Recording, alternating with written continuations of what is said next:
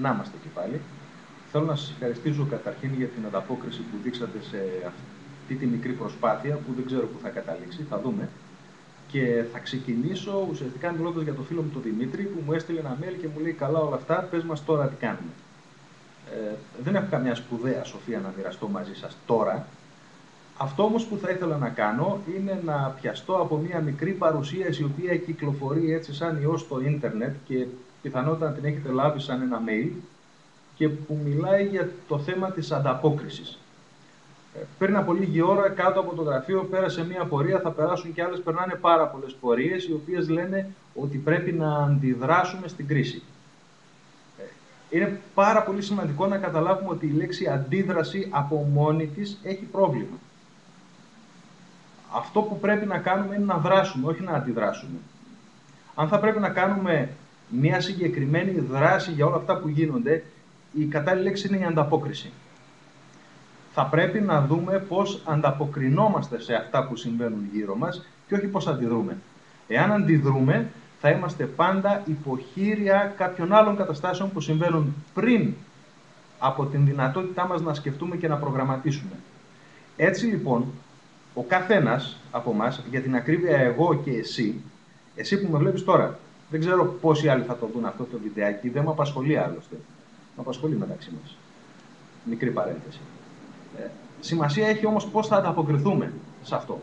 Υπάρχει λοιπόν μια πάρα πολύ ωραία παρουσίαση, λίγο παιδιάστικη, ενδεχομένως να μην είναι το ότι καλύτερο μπορούμε να προτείνουμε αυτή τη στιγμή για την κρίση, αλλά μιλάει για το πώς αντιδρούν κάποια πράγματα στην αλλαγή των συνθήκων.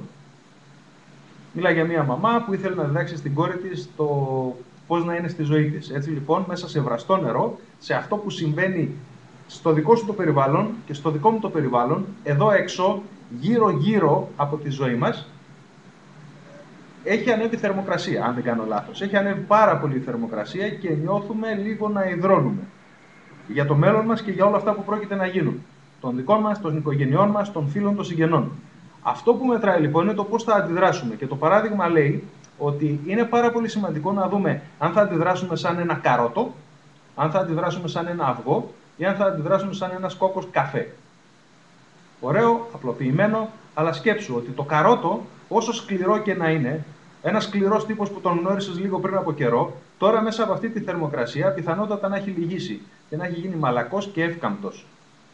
Ένας άλλος, ο οποίος ήταν κάπως νερουλός και περίεργος, με όλη αυτή την κρίση αποφασίζει να σκληρύνει, αλλά χάνει την ικανότητά του να είναι αυγό, παραμένει μόνο τροφή.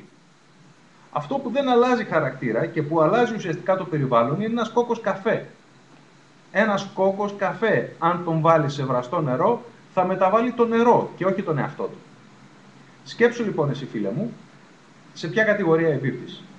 Ξέρω είναι λίγο πλαγιαρισμός να χρησιμοποιώ ένα μεϊλάκι που κυκλοφορεί εδώ και καιρό και το έχεις δει, αλλά σκέψου κατά πόσο η χρήση αυτών των τριών ιδιοτήτων που θα μπορούσες να συγκρίνεις εσύ τον εαυτό σου και να δεις πώς θα αντιδράσω, για την ακρίβεια, πώς θα ανταποκριθώ. Πώς θα ανταποκριθώ και πώς θα λειτουργήσω για να μπορέσω να προγραμματίσω. Για να μπορέσω να δω πώς θα βγω εγώ από αυτή την κρίση. Εμένα σαν Γιώργος με ενδιαφέρει αν θα μπορούσες να πεις στο μέλλον ότι υπήρχε ένας τύπος που τον είδα εκεί στο βίντεο, στο ίντερνετ, ήταν ένας λίγο περίεργος τύπος, αλλά μου είπε ένα-δύο πράγματα και με βοήθησαν να αλλάξω την κατάστασή μου και να βγω μέσα από αυτή την κρίση. Να μπορέσω λοιπόν να κάνω αυτή την κοιλιάλα να ανέβω. Αυτή είναι η δική μου προσπάθεια. Πιστεύω να σε βοήθησα με 5 λόγια. Θα επανέλθω. Αυτό, Δημήτρη, είναι για σένα.